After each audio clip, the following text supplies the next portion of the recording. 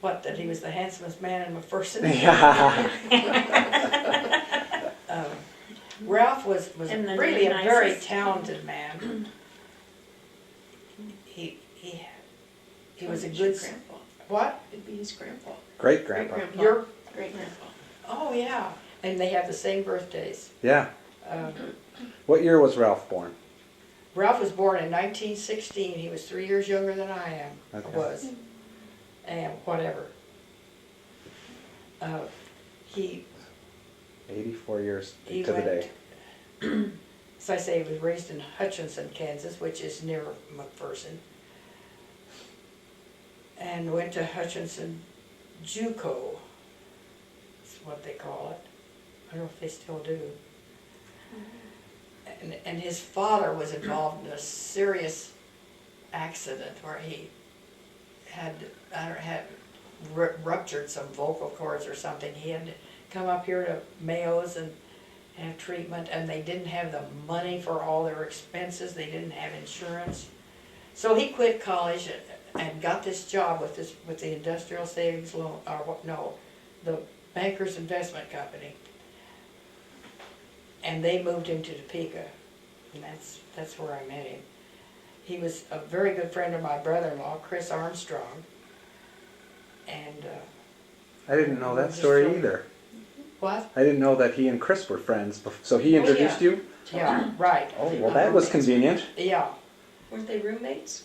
yeah, they did. They did live What? together.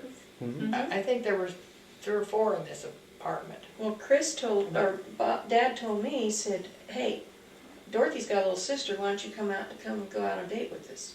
Oh, Because he was dating your sister Dorothy. uh-huh. And that's how I knew that Okay. you met. Do you remember that? Really, I don't. Well, But I do remember when the first time I met him, it wasn't anything but just brief meeting. We just ran into them. I guess I was with Dorothy and he was with Chris, and we ran into them downtown in Topeka.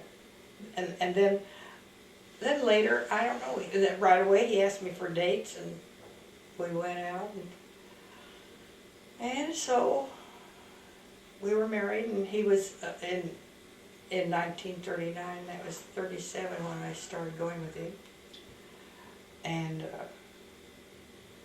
to describe him, I wish I could describe him to you, but that's almost impossible. He was a wonderful salesman, among other things. He was let's see, of course, it was after you see, he was transferred from Topeka to McPherson. That was also a business deal of the same company. And then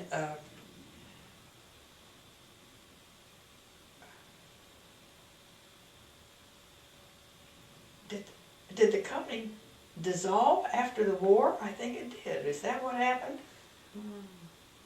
I've kind of forgotten the continuity. He didn't go to work for Unitemp until you were. they worked at Green's when I was real little. Yeah, Green's Furniture. I've kind of forgotten some of the continuity in there, just what happened. But I'd have to think about it. But then Unitemp he went with. He was with them. Unitemp, he for a went long into, time. and yeah, that was his main job, and it was just a perfect job for him. After really not being the kind of work that was right for him until this particular job. But Ralph was very talented with mechanical things. He loved to build things. He had a lot of tools and knew all about the use of tools and how motors or anything else worked. So he was good to help the people that were working with their product, which happened to be aluminum screens and doors. And I guess they sold the roll form to customers, their customers, and then Ralph was the head salesman that made the sale, and then he would be very good to help them get started in their work. And anyway, they had success.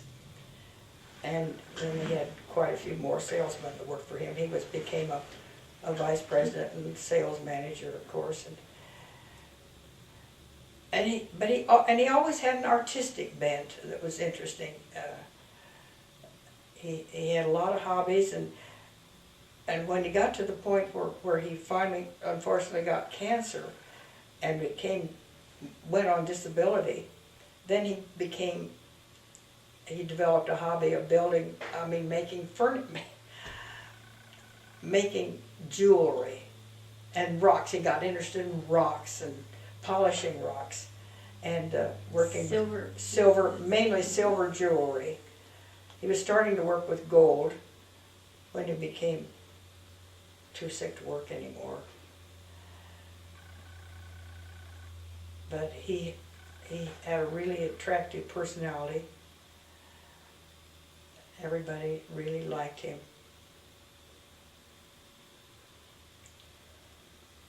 Well, now where are we? You ready for a break? Yeah. Yeah.